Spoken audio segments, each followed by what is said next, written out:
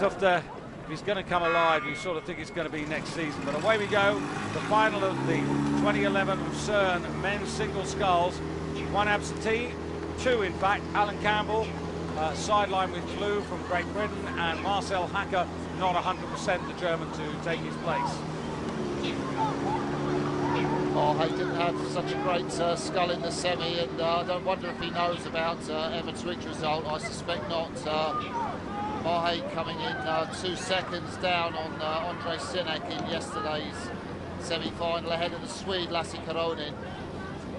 Of course, Sinek's been peerless this season. I thought the race that Sinek had, first of all with Hacker in Munich, was just fantastic. And then you can watch on YouTube Sinek race Drysdale in Amsterdam, and Drysdale led Sinek all the way, and Sinek just came through by 0.3 of a second.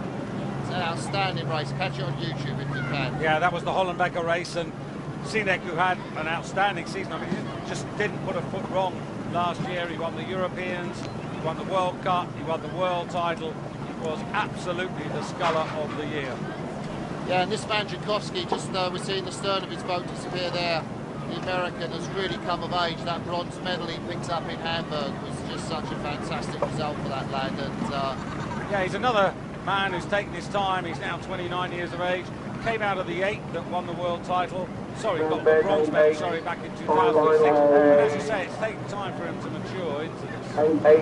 The other man that's quite interesting is Malcolm Howard.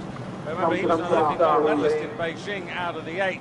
Has an enormous amount of self-belief, but last year was a nightmare. He ended up 17th in the World Cup ranking, and the fact that he's in the final today tells you that he's way better than that. Absolutely, and you know, he chooses not to be in the Canadian 8, which had a fantastic race yesterday. I must say, looks like Mike Spracklin's back to form. So there's kind of 2 camps in the Canadian rowing. There's the Spracklin camp and the Terry Hall camp, and men's rowing anyway. And Malcolm Howard is definitely towards the latter. Did Sinek have a little look there? Was that a look you saw? Yeah, he had a little look. What do you like about him? What I love about him is the way he's grown in confidence, I think, since last season. And certainly he's always been smooth, but I think his sculling style is so much about mentality, and he's added the confidence. You know, he said it was about the new boat and so on, but basically I think it gave him the belief just to use that engine that he's got. You know, he can sit on the erg and do 1:31 for 6K, a phenomenal score, as any rower will know. And, you know, I think with these conditions, I mean, I think Sinek is going to push out in the third 500 as the rain comes down, but, you know, maybe not, maybe I've got it wrong. But it looks like a great race, doesn't it, the two of them out there head to head. A fit Mahe is wonderful, you know, to look at. You know, he's had too many niggles, unfortunately, but that's what happens. I mean, this is a man, remember, who has won 4 world titles. One tends to sometimes forget that, you know, 05, 06, 07 and 09. I mean, that's fantastic. You know, you just don't get people of that caliber winning.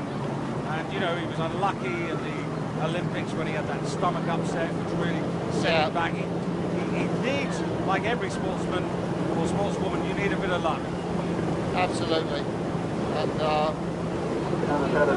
well, I think Drysdale is doing a fantastic job because, you know, nobody will pick that lane 5. And, well, if we see what Lasse Karonen, we see him at the top of his picture there in the yellow Swedish colours. If he is going to come back, then this is the part of the course where he will come back. So let's see in about a minute and a half's time what happens.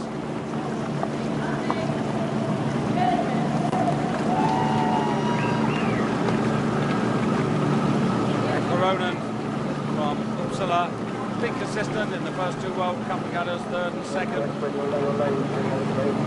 But he's a man generally who, when it comes to the big occasion, is often in the top 6, but too far away from the medals. There he is, working on the far side there, and could well take 3rd place here.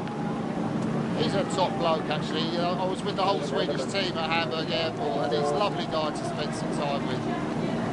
Real big lad as well, you know, very strong man. Yeah, he's good, something like well over 100 kilos. Yeah.